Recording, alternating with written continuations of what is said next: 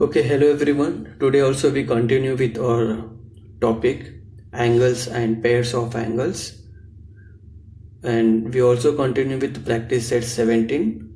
We done up to question number 4. Today we start with question number 5. So this is the question number 5. They given a figure and they already given that this figure is a rectangle. Okay, so quadrilateral PT and M is a rectangle. Okay, ये rectangle करके दिया है. Right the names of the pair of supplementary angles. Supplementary angles का मतलब क्या होता है? जब दो एंगल्स को हम ऐड करने पर 180 आना चाहिए. तो sum of two angles is equals to 180, so that angles will be called as supplementary angle. तो सॉल्यूशन हम स्टार्ट करूंगा. Quadrilateral PTNM is a rectangle. They already given. This is my first step. Okay, they already given that this is a rectangle, तो मैंने वही लिखा. Hence measure of all of its angle is 90 degree. चूंकि rectangle में all angles 90 degree होता है, तो वही मैंने सेकेंड स्टेप में लिख दिया. Okay, so therefore pairs of supplementary angles are, तो क्या क्या होगा जब सब एंगल्स 90 हैं और कोई भी दो एंगल्स को मैं ऐड करने पर 180 आना चाहिए. तो P और M को, angle P is 90 degree, angle M is also 90 degree, ये दोनों को ऐड करने पर मुझे 180 आएगा. So therefore I can say that angle P and angle M are supplementary angles, है ना, क्योंकि दोनों को ऐड करने पर 180 आएगा. वैसे ये दोनों को ऐड करने पर भी आएगा. That means angle T and angle N, मतलब ए साइड का हो गया और ए साइड का हो गया. अब ऊपर का और नीचे का देखते हैं. P का 90 डिग्री है और T का भी 90 डिग्री है, तो दोनों को प्लेस करने पर 180 आ रहा है. So this also, that means angle P and angle T, this also pair of supplementary angles. अब एक और देखते हैं नीचे का, that is angle M and angle N. ये दोनों एंगल्स को भी ऐड करने पर मुझे 180 आ रहा है. So this also supplementary angles. 90 plus 90 180. अब और कौन सा दो एंगल्स होगा, अभी क्रॉस में देखते हैं P और N. एंगल P 90 डिग्री है, angle N is also 90 degree, और दोनों को ऐड करने पर 180 आ रहा है. तो ये दोनों भी सप्लीमेंट्री एंगल्स होगा. अब एक और क्रॉस में देखते हैं. M 90 degree, T is also 90 degree, तो दोनों को ऐड करने पर 180 डिग्री आएगा. So this also a pair of supplementary angles. Okay, so this is about your question number 5. Now we move to the question number 6. Okay, this is your question number 6. If measure of angle is 70 degree, okay, measure of angle is 70 degree, what is the measure of the supplement of the complement of angle A? इसका मतलब है अगर मेरे पास angle 70 degree मेरे पास है, तो इसका complement का सप्लीमेंट क्या होगा वो पूछ रहे हैं हमको. 70 का कॉम्प्लीमेंट का सप्लीमेंट कितना होगा वो पूछ रहे हैं. Question is that. इसके लिए मुझे क्या करना पड़ेगा, पहले 70 का कॉम्प्लीमेंट को नहीं ढूंढना पड़ेगा. ओके, तो कॉम्प्लीमेंट मिलने के बाद मुझे वो कॉम्प्लीमेंट का सप्लीमेंट ढूंढना पड़ेगा. समझ में आ रहा है ना क्वेश्चन. एक एंगल दिया है, 70 डिग्री दिया है, तो 70 डिग्री का जो कॉम्प्लीमेंट एंगल होगा वो एंगल का सप्लीमेंट कितना होगा. तो कॉम्प्लीमेंट का मतलब होता है दो एंगल्स को ऐड करने पर 90 डिग्री आना चाहिए, और सप्लीमेंट का मतलब होता है दो एंगल्स को ऐड करने पर 180 डिग्री आना चाहिए. सो I will start with the solution now.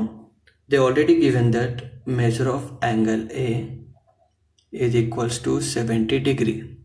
Okay, so now अब मुझे इसका कॉम्प्लीमेंट कौन है मुझे पता नहीं, तो इसका कॉम्प्लीमेंट मैं x ले लूँगा। That means let measure of its complement be x degree.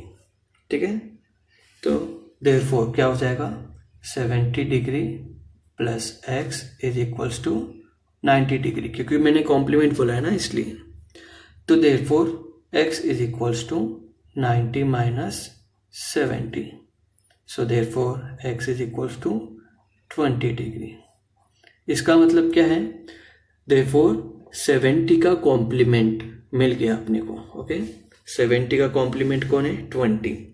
अब मुझे ये ढूंढना है कि जैसे कि क्वेश्चन में दिया है 70 का what is the measure of supplement of the complement of A. A कितना है 70 डिग्री, और 70 डिग्री का कॉम्प्लीमेंट कौन है 20 डिग्री। अब ये पूछ रहे कि what is the measure of the supplement of complement. इसका मतलब है 20 का सप्लीमेंट कौन हो सकता है। So now supplement of 20 degree be y degree. अभी क्योंकि इसका सप्लीमेंट कौन है मुझे पता नहीं, और सप्लीमेंट का मतलब क्या होता है sum of two angles is equals to 180। तो ये दोनों को ऐड करूंगा मैं, 20 plus 1 y is equals to 180 degree. Okay, so therefore y is equals to 180 minus 20। Minus 20 कैसा आया 20 को मैं वो साइड लेकर गया, so therefore y is equals to 160 degree. So therefore this is your answer. Therefore the measure of the supplement of complement of A is 160 degree. Okay. अब ऐसे हम क्वेश्चन नंबर 7 भी देखेंगे आगे। Question number 7. So this is your question number 7. If angle A and angle B are supplementary angles, मतलब दोनों supplementary angles है। Supplementary angles मतलब क्या होता है sum of two angles is equals to 180 degree, and measure of angle B is x plus 20 degree, then what would be measure of angle A.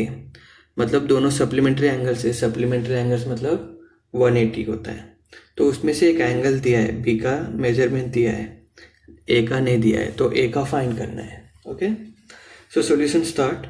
The first step is angle A and angle B are supplementary, so therefore we can write angle A plus angle B is equals to 180 degree. Okay, अब इसमें से मुझे angle A कितना है पता नहीं, वो find करना है, so I'll write as it is. अब angle B ऑलरेडी दिया है, कितना दिया है x plus 20 is equals to 180 degree. अभी x प्लस 20 को मैं वो साइड लेकर जाऊंगा। क्यों लेकर जाऊंगा, क्योंकि मुझे एंगल ए का फाइंड करना है ना, तो उसको मैं अकेले में छोड़ूंगा और ये दोनों को वो साइड लेकर जाऊंगा। So therefore is equals to 180, यहाँ पे प्लस x है तो वहाँ पे जाने पर माइनस x हो जाएगा, और यहाँ पर प्लस 20 है वहाँ पर जाने पर माइनस 20 हो जाएगा।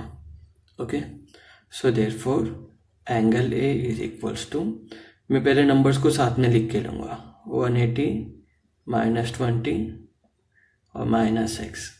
सो therefore angle A is equals to 180 minus 20 कितना हो जाएगा, 180 माइनस 20 होगा 160, और ये x अकेला है तो वैसे ही रहेगा।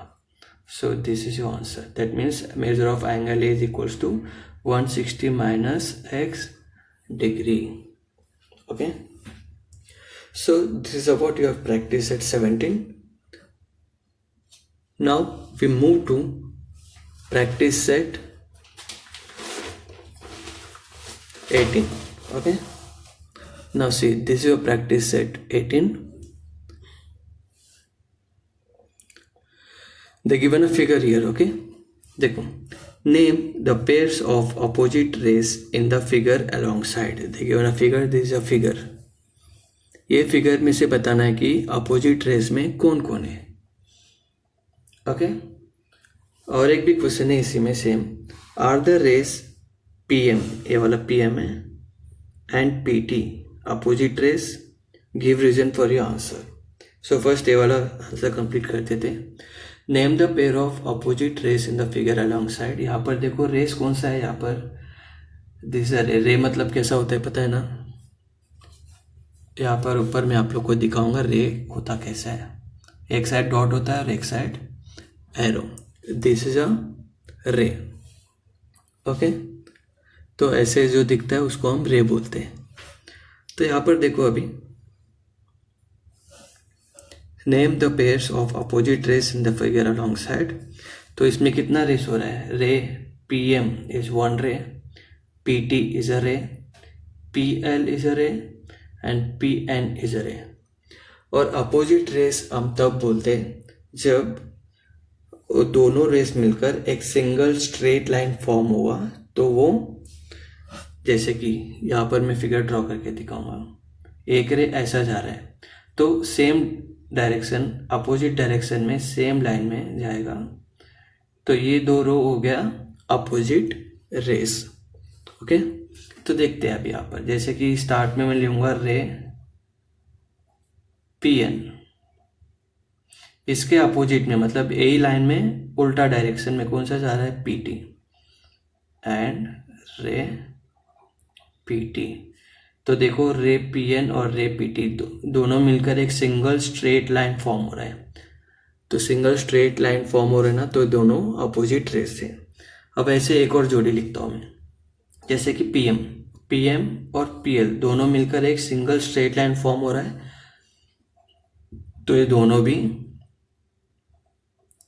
अपोजिट रेस होगा। Okay, so this answer of your first question. अब एक और क्वेश्चन है यहाँ पर, are the rays PM and PT, this a PM and this a PT, ये दोनों अपोजिट रेस है क्या? तो आपका आंसर रीजन दो है, तो रीजन दो। So the ray PM and ray PT are not opposite rays, not opposite rays. क्यों अपोजिट रेस नहीं है? क्योंकि PM और PT मिलकर सिंगल स्ट्रेट लाइन फॉर्म नहीं हो रहा है। यहाँ पर देखो L लाइन फॉर्म हो रहा है, L है ना, L लेटर L शेप का फॉर्म हो रहा है, स्ट्रेट लाइन फॉर्म नहीं हो रहा है। So because the rays do not form straight line,